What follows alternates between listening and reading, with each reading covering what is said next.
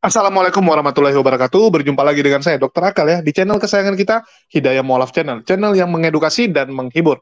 Channel di mana Oten yang datang untuk belajar akan pulang membawa ilmu, sedangkan Oten yang datang kejang-kejang akan makan tak sedap, tidur pun tak bisa sleeping ya. Dan kali ini kita akan membahas tentang alasan ya, alasan dari Pastor Sarah yang selama ini memendam rasa itu. Jadi memendam rasa hampir diperkosa, tetapi kenapa nggak dia sampaikan, nggak dia laporkan kepada pihak berwajib? Ya, biasanya orang itu kan kalau mau diperkosa, ya, coba diperkosa, dia pasti akan laporkan kepada pihak berwajib agar yang mau mencoba memperkosa dia itu ditangkap, diadili, dihukum, ya. Apalagi ini kan Pastor Sarah juga bukan anak-anak yang takut gitu kan. Kadang-kadang kalau anak-anak mungkin ada gitu kan sudah diperkosa sama tetangganya atau orang yang dia kenal, terus diancam. Awas kamu kalau laporkan kepada orang tua atau siapapun gitu kan, kepada orang yang eh, lain gitu, kepada orang lain akan diancam dibunuh gitu kan, karena dia takut, wah nanti kalau dia ngomong dibunuh, yang namanya juga anak-anak ya, kalau anak-anak itu entah kenapa gampang sekali diancam gitu kan. Kayak kita bilang kalau nggak kita kasih ini, kita kurung dia atau kita apain gitu, dia udah percaya. Tapi Pastor Sarah ini kan orang dewasa, ya. Apa yang harus dia takuti dari Joshua Teu? Apa yang membuat dia harus ragu untuk melaporkan apa yang dia alami? Apalagi itu kan yang hampir dia renggut itu kesucian.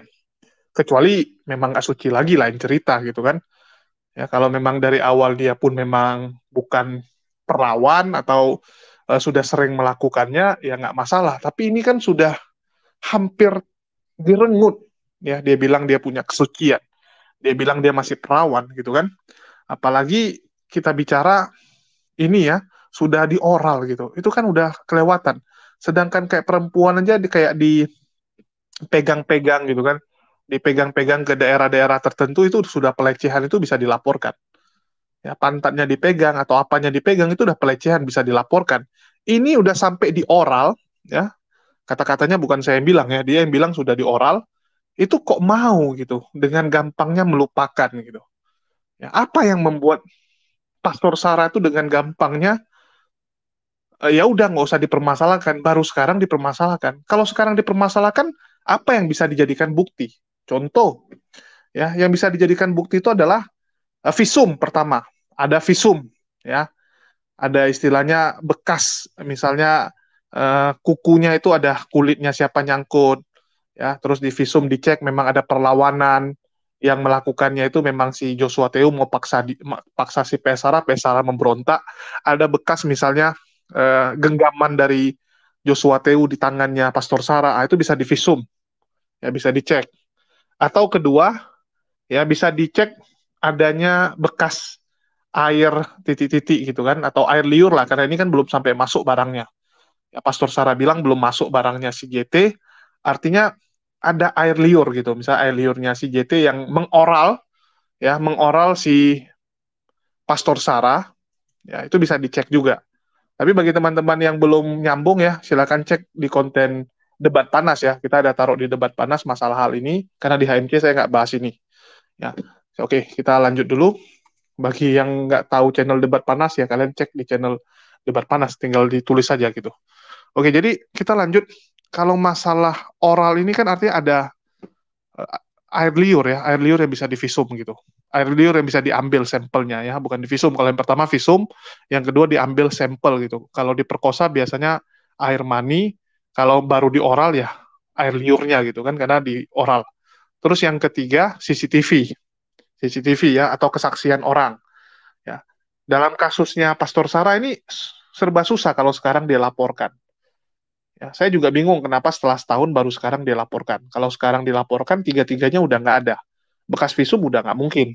Ya, sedangkan dalam seminggu saja udah hilang itu jejak. Kamu dipukulin aja mungkin seminggu, 2 minggu udah hilang.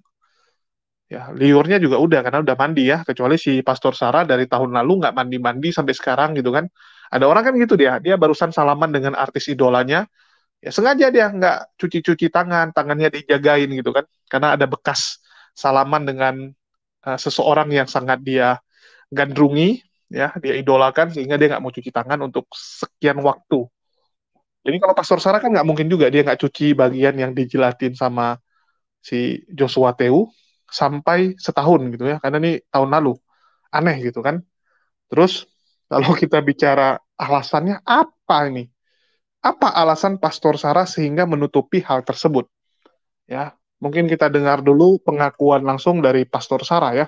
Apa yang membuat dia menutupi aib tersebut dan baru berbicara sekarang nih setelah 1 tahun. Ya, kita dengar pemaparan dari Pastor Sarah ya.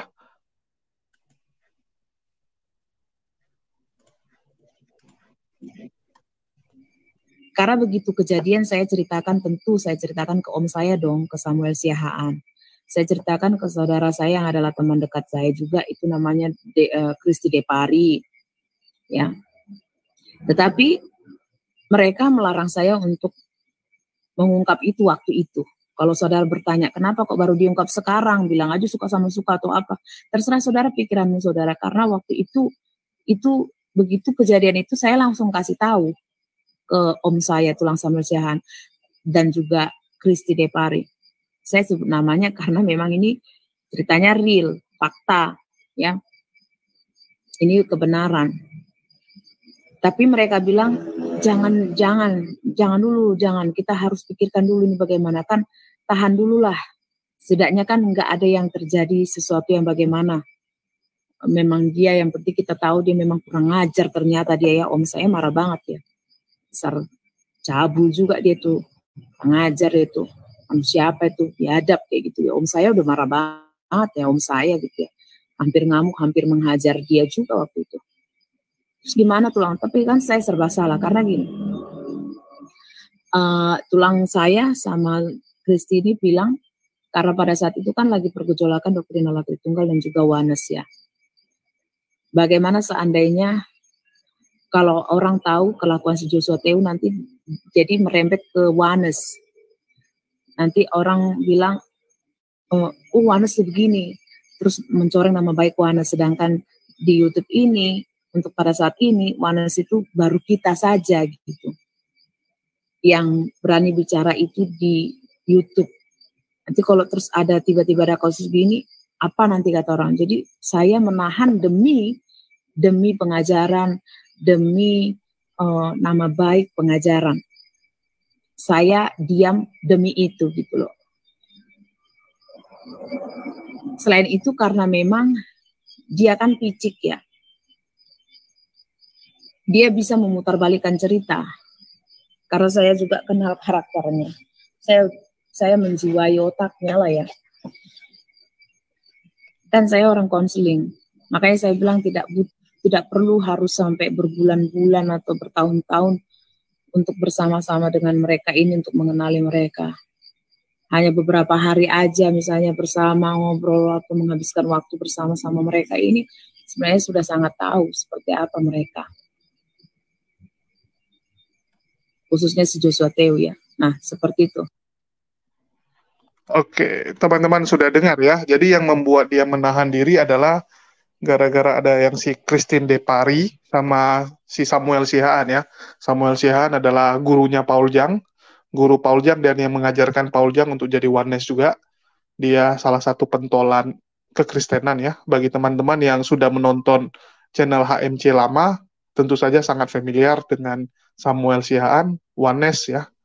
Karena doktrin Oneness ini yaitu doktrin yang menganggap Yesuslah Tuhan. Yesuslah Bapa, Yesuslah segalanya. Jadi bukan 3 Tuhan, tapi cuma ada Yesus satu, dia merangkap semua. Doktrin ini diimani ya oleh pendeta HTD, Joshua Teu, Fatima Sedekah, Pastor Sarah, Samuel Siahaan, Niken Kuclu, dan Paul Jang. Dan masih banyak yang lain ya. Daniel Hanning, dan yang lain-lain. Tapi yang lain kurang terkenal lah. Ini yang saya sebut, saya rasa teman-teman agak familiar. Jadi memang saat itu Samuel ini kan lagi merintis Oneness, dia pun lagi jadi pendeta Oneness. Dan mereka ini kan secara jumlah massa masih sedikit. Ya, Trinitas lagi menyerang mereka habis-habisan. Tahun lalu di tempat saya lah, ya di HMC lah pertama kali terbongkar doktrin-doktrin ya kekristenan yang berbeda. Oneness, Unitarian, ya terus Triteos. sama Trinitas yang mainstream itu baku hantam di tempat saya. Itulah kenapa channel HMC itu terkenal sebagai tempatnya oten-oten baku hantam. Ya, dulu saya tuh sering sendirian, Kristennya yang rame-rame. Kalau sekarang Kristennya udah nggak berani karena memang mereka bilang HMC itu terlalu berbahaya. Karena dari channel HMC lah banyak orang Kristen itu jadi nggak bergereja lagi dan bertobat, sudah nggak mau jadi Kristen. Karena disinilah tempat oten-oten itu dibongkar semua ya, satu persatu pengajaran-pengajaran sesatnya.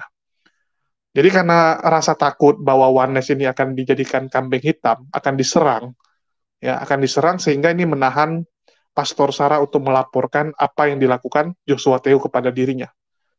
Cuman saya agak bingung dengan alasan itu. Jujur, saya agak bingung ya. Kalau memang alasannya takut Oneness nanti dikambing hitamkan, takut orang nggak simpati lagi dengan ajaran Oneness dengan mengatakan, wah pastornya atau pendetanya Oneness ternyata kelakuannya bejat. Jadi ini pengajaran ini memang benar lah, bidat. Ya, memang bidat sesat. Karena orang Trinitas selalu mengatakan Oneness ini bidat sesat. Muri Wali, ya, Mangapul Sagala, itu setiap hari menyerang Oneness. Jadi mereka takut. Kalau tahun lalu takut, kenapa tahun ini nggak takut? Yang saya agak tanda tanya, kenapa tahun ini nggak takut? Bukankah sampai tahun ini Oneness juga gitu-gitu saja? Oneness tuh bukannya udah jadi mayoritas juga? Enggak, tetap kecil gitu. Tetap Trinitas itu yang besar. Walaupun di Trinitas itu ada Trinitas yang sebanding, Trinitas tidak sebanding, tak apa-apalah banyak sekali pahamnya di dalam. Tetapi yang pasti mereka masih kecil. Jadi kenapa tahun lalu nggak mau laporkan, tapi tahun ini mulai keluar-keluar di YouTube. Tanpa bukti pula gitu kan, cuman buktinya percakapan WA. Bukan CCTV atau foto atau apa gitu. Ini kan berbahaya juga gitu. Salah-salah ya mungkin Pastor Joshua Teu bisa menyerang balik dengan melaporkan sebagai tindakan pencemaran nama baik. Ya kita tunggulah ini, apakah Pastor Joshua Teu akan melaporkan sebagai pencemaran nama baik. Tapi siapa? Pastor Sarani udah duluan ngomong ya. Saya tahu ciri-ciri barangnya si Joshua Teu, ada tai lalat dia bilang. Ya ada tai lalat ya. Jadi saya juga agak terkejut saat pernyataan ada tai lalat itu. Bagaimana mungkin kamu tahu ada tai lalat? Ya, apakah sudah terjadi apa-apa, ataukah yang mengoral itu bukan JT yang mengoral dia, tapi dia yang mengoral JT gitu kan, sehingga dia tahu lokasi tai lalat itu. Ya, kalau dari jauh biasa tai lalat nggak nampak, kecuali dari dekat. Kalau dari dekat ya mungkin sudah dioral. Ya, saya nggak tahu juga. Ya mungkin saya bilang ya mungkin. Terus mungkin teman-teman harus dengar juga ini versi dari Mangapul Sagala ya, yang begitu senang melihat kejadian ini. Dan seperti yang sudah diramalkan sama si Pastor Sarah ya, kalau tahun lalu dia ungkap, ini pasti akan diserang habis-habisan Oneness oleh Trinitas. Ya, tahun lalu pasti akan diserang, dan tahun ini juga sama. Tidak akan mengubah keadaan. Tetap saja Oneness ini akan diserang oleh Trinitas dengan dikatakan, ya inilah ajaran sesat itu. Buktinya orang-orangnya sesat gitu kan. Jadi aneh sekali kalau tahun lalu disembunyikan, tahun ini enggak. Dan ya akhirnya Trinitas juga sudah menyerang Oneness ya, ini ditulis ya, sama Mangapul Sagala, demi Oneness, bau busuk disimpan, hebat ya. Kita dengar.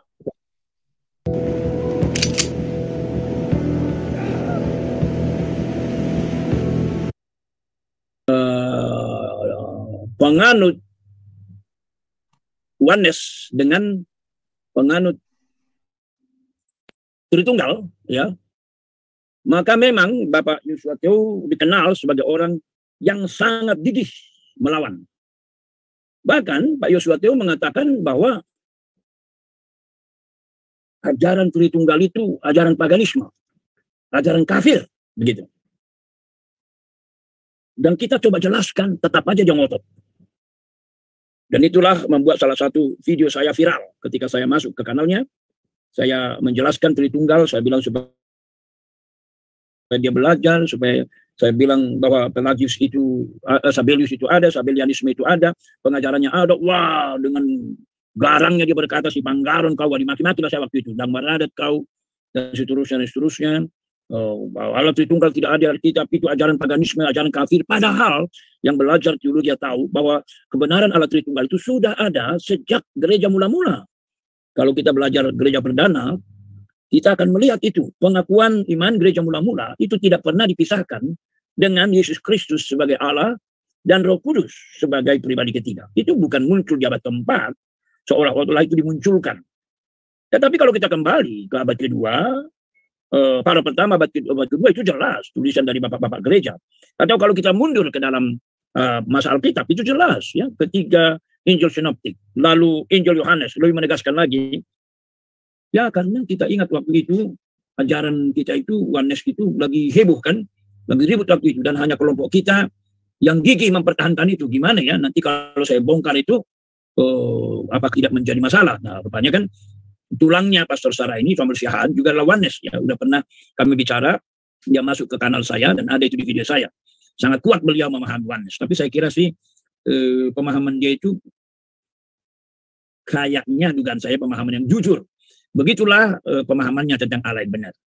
Nah, kita doakan saja supaya Pak Samuel Siahaan yang jujur itu akhirnya tiba kepada pemahaman yang benar. Ya, bahwa Bapa bukan anak, anak bukan roh. Bapa adalah Bapa, anak adalah anak, roh adalah roh. Tetapi Bapa dalam anak, anak dalam Bapa. Begitu. Nah, tapi memang ini, kalau orang bilang tidak masuk akal, ya memang masuk akal siapa? Karena kita bicara soal Allah yang tidak terbatas. Ya, jangankan bicara soal Allah pencipta segala sesuatu. Membicarakan kerumitan alam semesta ini, otak kita udah gak sanggup. Ya, Stephen Hawking bicara soal terciptanya bumi, Big Bang dan lain sebagainya aja, dia kebingungan juga. Gak bisa tuntas menjelaskannya sampai akhir hidupnya. Kan? Nah jadi apalagi Allah. Jadi kita mau memahami Allah, itu ajaran Tritunggal itu melampaui akal. Makanya Bapak Gereja John Chrysostom berkata, you try to understand, you will lose your mind. You try to reject, you will lose your soul. Kamu coba pahami sampai masuk akal, gila kamu. Tapi kalau kamu tolak, kamu akan kehilangan keselamatan. Ya, jadi kepada rekan-rekan Kristen dan non-Kristen, kiranya Anda juga paham bahwa kita pun dari Kristen tidak mengatakan itu bisa dipahami secara akal. Nah ini firman Tuhan ini. 1 Timotius 4:16, awasilah dirimu sendiri dan awasilah ajaran. Nah, kepada Pastor Sarah, kalau ajarannya salah, saya tidak bisa ditampilkan apa yang terjadi. Mohon maaf sebentar ya, saya tarik dulu videonya tadi Yosua menjadi lokasi menjilat dan seterusnya. Di menit saya catat tadi 1:42. Nah, coba kita lihat ya. Di menit 1:42 kita lihat ya.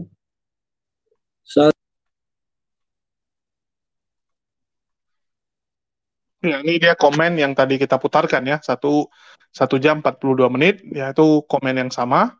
Ya, ini ditampi oleh. Saya heran, ini dia mengatakan ditolong sama Ibu Esther, istri Yosua untuk berkhotbah di gerejanya. Padahal Sarah nggak ngerti teologi, makanya dia dibaptis ulang ya, Pastor Sarah. Seharusnya kamu nggak berkhotbah itu, tapi ya memang kamu khotbah di gereja macam-macam sih boleh aja ya. Kamu juga memastorkan dirimu, bukan pendeta resmi. Manalah mungkin kau dikasih mimbar di gereja HKBP atau GKPS, HKI, GKP, Gereja Kristen Nasional. Ya tapi sekali lagi ya begitulah. Kamu bilang kamu diminta mendadak khotbah, ya lalu kamu dikasih pakaian dan seterusnya oleh Ibu Esther. Lah saya bingung, saya jadi negatif, sangat negatif sama Ibu Esther. Kenapa pula kalau dia pendeta GPIB dan belajar GBI dan belajar teologi dengan baik, apakah dia tahu bahwa Pastor Sarah nggak ngerti teologi? Kan begitu sebenarnya. Oke, kita lanjutkan. Tapi ya ini demi ajaran yang ngaco, maka moral yang busuk disembunyikan. Nah, berarti kalian melanggar firman Tuhan tadi. Awasi dirimu, awasi ajaran. Kita lanjutkan. Memang dia yang penting kita tahu dia memang kurang ajar ternyata dia ya. Ya, teman-teman sudah dengar ya. Jadi dibilang sama Mangapul mau gimana lagi? Namanya juga ini ajaran yang nggak benar. Ya, jadi demi menyimpan ajaran busuk ini, ya segala cara dilakukan. Tapi sebenarnya bukan oneness saja. Di sini saya mau jelaskan juga kepada Pak Mangapul Sagala ya. Bukan hanya oneness yang menyimpan aib busuk. Kekristenan Trinitas juga sama. Trinitas juga sama. Ya. Bagaimana Vatikan itu menyimpan aib busuknya. Berapa banyak skandal-skandal yang dilakukan oleh para pastor, para uskup disembunyikan. Ya, kita tahu di Kanada, di Perancis ya, sampai 60% pastornya melakukan seks menyimpang, melakukan pencabulan kepada anak-anak di bawah umur, ya. Banyak di seluruh dunia terjadi, Pak. Ya, bahkan mungkin di Indonesia juga ada, cuman karena di Indonesia belum digali lebih dalam saja. Ini ngeri, Pak. Inilah ajaran kekristenan itu. Ajaran kekristenan itu dibentuk dengan cara menutupin aib masa lalu, Pak. Menutupi aib masa lalu. Ya, kita tahu bagaimana Kristen itu membawa dunia ke dalam kegelapan. Bagaimana ajaran Kristen ini membawa Eropa itu terpuruk, Pak. Itulah kenapa kekristenan ditinggalkan. Zaman dulu kekristenan itu sama monarki ya, sama kekaisaran atau kerajaan itu satu paket. Mereka menjajah rakyat sipil. Jadi sebenarnya satu kerajaan itu yang jadi korban itu bukan hanya kerajaan yang takluk sama kerajaan itu, bukan hanya saat dia menjajah kerajaan lain, tapi rakyatnya sendiri pun udah jadi korban pertama.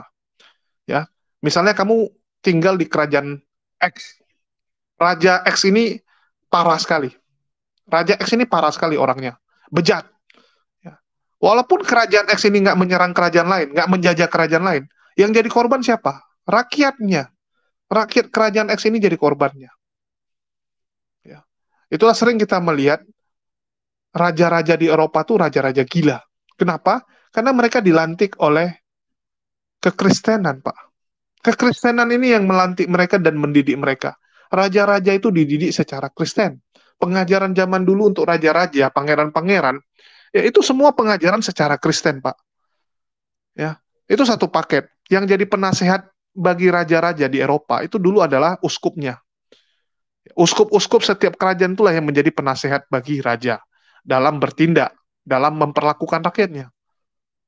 Terbukti, kekristenan membuat orang makin bejat.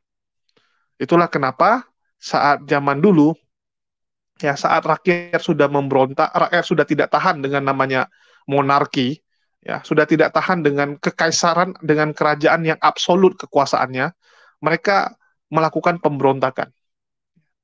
Dan terakhir kita bisa melihat yang tersisa hanya beberapa kerajaan, Spanyol, ya Swedia, Inggris, ya hanya beberapa daerah yang masih ada kerajaan. Sisanya rajanya pada dibunuh, dan kalaupun masih ada sisa, contoh Inggris, ya rajanya nggak ada pengaruh, raja ratu nggak ada pengaruh lagi. Karena waktu zaman dulu tuh sudah diminta untuk raja dan ratunya jangan ngurusi lagi negara. Mereka hanya sebagai simbol. Kamu masih mau survive, masih mau kerajaan kamu, masih mau dapat duit, masih mau makan enak, udah kamu diam saja. Biar kami yang ngurus kerajaan, kamu diam saja. Jadilah dipilihlah parlemen. Ya, dipilihlah parlemen. Terus mereka mikir gitu kan, zaman dulu tuh saat pertama kali kekristenan dibuang, ya. Teman-teman harus belajar juga ini. Nanti kita akan buat dalam satu tema khusus lah, ya tentang paham yang digunakan oleh bangsa Eropa saat itu, saat mereka keluar dari abad kegelapan. Beratus-ratus tahun mereka tenggelam dalam abad kegelapan, mereka nggak bisa maju-maju. Karena apa? Karena kekristenan membuat mereka nggak bisa maju. Kekristenan yang sangat bau busuk itu membuat mereka stagnan. Ya, mereka sibuk dengan bagaimana menutup aib, menutup kejahatan dari kekristenan ini. Itulah kenapa kekristenan dibuang, ya. Kekristenan itu dibuang, mereka mikir gitu. Oke, kita mulai sekarang akan menggunakan sistem parlementer, meniru sistem Romawi. Ada satu pejabat yang dipilih menjadi perdana menteri atau presiden. Ya, ada senator, ada legislatifnya yang menjadi penasehat atau pengawas. Terus sistemnya apa yang mau kita pakai? Sistem apa yang mau kita pakai? Karena agama nggak mungkin lagi. Agama terbukti gagal. Ya, agama Kristen itu. Agama Kristen terbukti gagal membuat kerajaan-kerajaan saat itu untuk bisa menjadi kerajaan yang bagus, yang benar. Mereka di abad kegelapan saat itu. Itulah kenapa muncul namanya sekularisme. Ya, sekularisme itu adalah pengganti kekristenan, menggantikan kekristenan. Jadi Kristen itu dibuang, Pak, karena memang Kristen itu bau busuk. Ya, Kristen itu banyak aibnya. Zaman dulu tuh ditutup-tutupi, sangat ditutupi. Dan Kristen itu memang dibangun dengan cara menutup aib satu dengan aib yang lain, nanti ditutup lagi dengan aib lain gitu kan, dengan skandal lain, saling tutup skandal. Tapi dalamnya itu hancur, Pak. Ya. Jadi apa yang dilakukan Pastor Sarani bukan sesuatu yang baru. Dari zaman dulu sudah dilakukan oleh kekristenan. Bagaimana Trinitas juga menutup aibnya. Berapa banyak pastor-pastor tuh punya skandal, pendeta-pendeta di Indonesia ini punya skandal, Pak. Ditutupin. Saya nggak tahu apakah Mangapul Sagala juga punya skandal ya. Ya bisa jadi ada juga. Ya, bisa jadi ada juga gitu kan. Berapa banyak orang yang mencoba menutupi hal tersebut. Ya, jadi kekristenan itu memang dibangun dengan hal ini, Pak. Bukan hanya oneness ya. Saya tegaskan bukan hanya oneness yang menutupi kebusukan atau aib agar ajarannya ini tetap bisa survive. Enggak, kekristenan juga sama. Kalau nggak ditutupi, kekristenan ini udah jauh dari zaman dulu tumbang. Udah dari zaman dulu ditinggalkan. untung mereka bisa mengganti kekristenan itu dengan sekularisme, tapi agama itu tetap jalan. Tapi agama jangan masuk ke pemerintahan. Ya, karena kalau dia masuk nanti ini bahaya. Karena agama Kristen itu nggak bisa menyatu dengan politik. Kalau dia nyatu dengan politik, agama Kristen akan membuat kehancuran dari satu kerajaan. Ya, jadi teman-teman bisa nilai sendirilah dan belajarlah tentang sejarah kelam itu. Ya, jadi memang kekristenan itu dibangun dengan menutup aib-aib busuk yang dilakukan oleh orang-orang dulunya. Ya, bagaimana berdarah-darahnya sejarah kekristenan nanti kita akan bahas. Teman-teman juga silakan cek. Tapi video lama saya udah saya hapus pula ya. Itu udah pernah saya bahas ya dari abad ke-8 dan lain-lain. Teman-teman bisa cari referensinya sendiri. Ya, biar teman-teman belajar sendiri, cari tahu sendiri.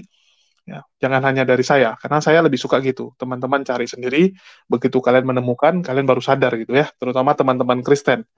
Teman-teman Kristen kalau udah belajar ini, wah bagus itu. Jadi memang kekristenan itu dibentuk dengan hal ginian. Dibentuk dengan menyimpan bau busuk, dan memang busuk. Ya, mau gimana pun lama-lama akan terungkap. Dan ini terbukti ya, sekarang sudah terungkap bagaimana busuknya itu kekristenan. Ya. Oke, sebelum saya lanjut, saya mau kabari juga ya, ada salah satu saudara mualaf kita ya, saudara mualaf kita yang sebelumnya itu dia seorang oten, ya. Waktu dia masih muda dia Muslim, terus dia menikah dengan oten, dia jadi oten. Terus sekarang suaminya sudah meninggal, dia kembali jadi Muslim dengan membawa anaknya. Ya, ada 2 anaknya dia bawa jadi Muslim kembali. Tetapi imbas karena dia menjadi Muslim kembali, ya, dia membawa anaknya menjadi mualaf, bibinya, kok bibinya pula ya, suaminya punya kakak, ya, kakak ipar dia sekarang mengusir dari rumah, jadi nggak boleh lagi tinggal di rumah itu, dia terpaksa harus ngekos dan sekarang lagi berusaha untuk bisa mendapatkan penghidupan lebih baik. Ya, ini sementara saya juga sudah oporkan ke mualaf center setempat ya, yang ada di daerah Yogyakarta ini ya, jatuhnya ke Yogyakarta lebih dekat.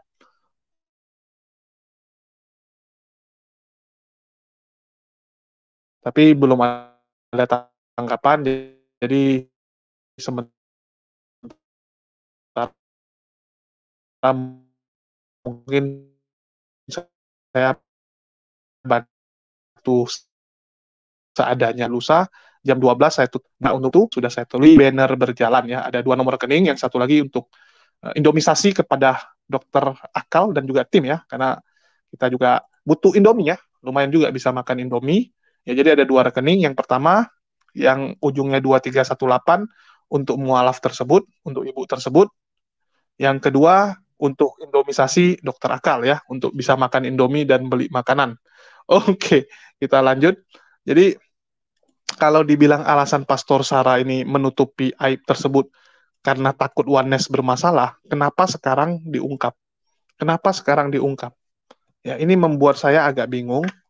Ya, kalau dibilang sama Uti Watimena ya, karena Bu Uti ini salah satu pendebat senior lah, ya bisa saya katakan dia termasuk pendebat senior, dia sudah kenal lumayan lama dengan mereka. Ya, ini saya ada bahas itu juga.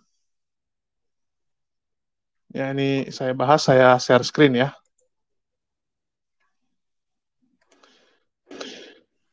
Ini dari Bu Uti bilang ya. Saya bilang, Pastor Sarah kesaksian kemarin Bu, hampir diperkosa JT. Cewek gatal ngaku diperkosa. Bilang aja dia sekarang lagi berantem, pasangan gelap. Oke, gua bahas dia. Karena dari omongannya aja, omongan cewek gatal. Sayangnya gue nggak screenshot fotonya di Facebook yang lagi lilit lidahnya sendiri. Pere ngaku diperkosa. Wah, ini ngeri ya. Pere ini pesundal ya. Penonton juga udah lebih tahu dari saya. Saya rasa ya, ngapain juga saya jelasin. Hahaha. Nggak nanti dia strike gue. Habis itu gue jelasin ya. Nggak lah, nggak bisa di strike Bu kalau kita cuman menanggapi gitu kan. Kita mereview. Oke, ini harus ya. Oke. Dia nggak didukung oleh orang Kristen karena jelek-jelekin Kristen terus. Yang masuk surga katanya dia doang. Yang lain ke neraka. Haha, aku aja langsung unsubscribe. Ya. Dulu ngebully gue karena bela si JT, sekarang lagi berantem, cari viewers, cari sensasi, jelekin pacar gelapnya sendiri. Ya, jadi bagi beberapa orang Kristen itu tahu bahwa ternyata Sarah itu adalah pacar gelapnya si siapa nih namanya, si Joshua Tewu ya. Jadi Pastor Sarah itu semua pacar gelapnya gitu kan. Tapi memang ada orang gitu ya, dia pacar gelapnya sengaja dia dekatin gitu, dijadikan anggota, dijadikan karyawan. Saya punya pengalaman teman saya ya, saya sampai terkejut waktu datang ke toko dia. Jadi istrinya dalam kantor, ya, perempuan simpanannya dijadikan admin dia. Jadi perempuan simpanan dia, tapi nggak simpanan juga sih, tapi simpanan juga sih. Karena pokok kalau setiap dugem dia bawa perempuan itu.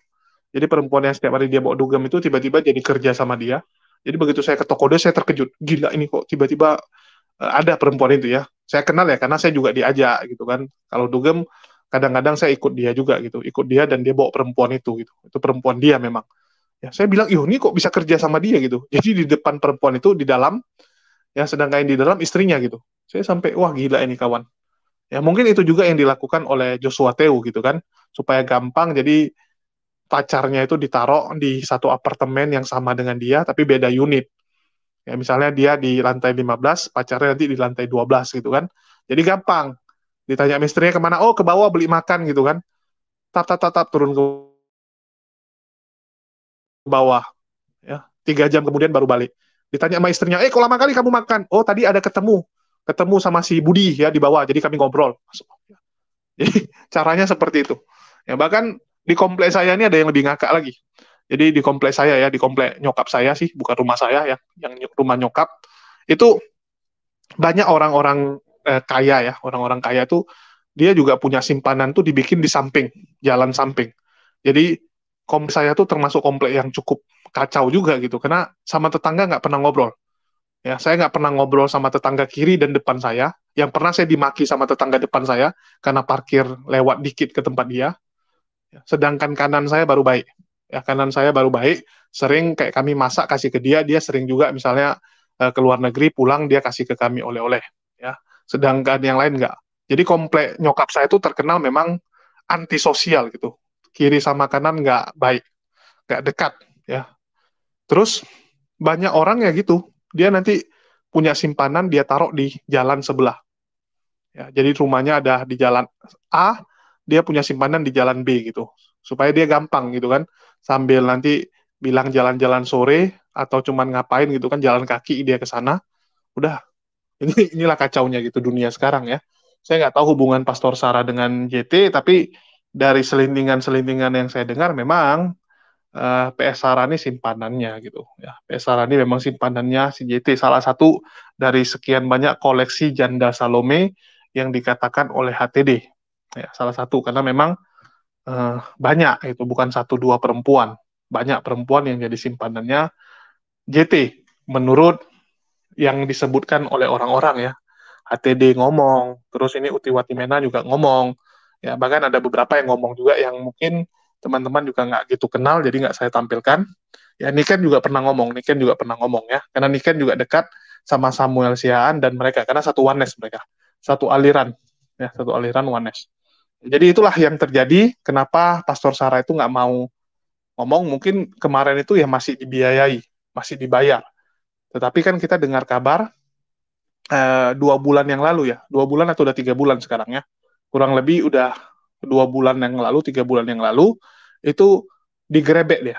Jadi ketahuan sama si Esther, Esthernya udah jambak-jambakan dengan PS Sarah, ya udah bacok-bacokan, udah istilahnya berantem, PS Sarah diusir gitu, udah diusir jadi nggak ada lagi biayanya, ya nggak ada lagi uang yang diberikan oleh Joshua Tewu, ya marah lah.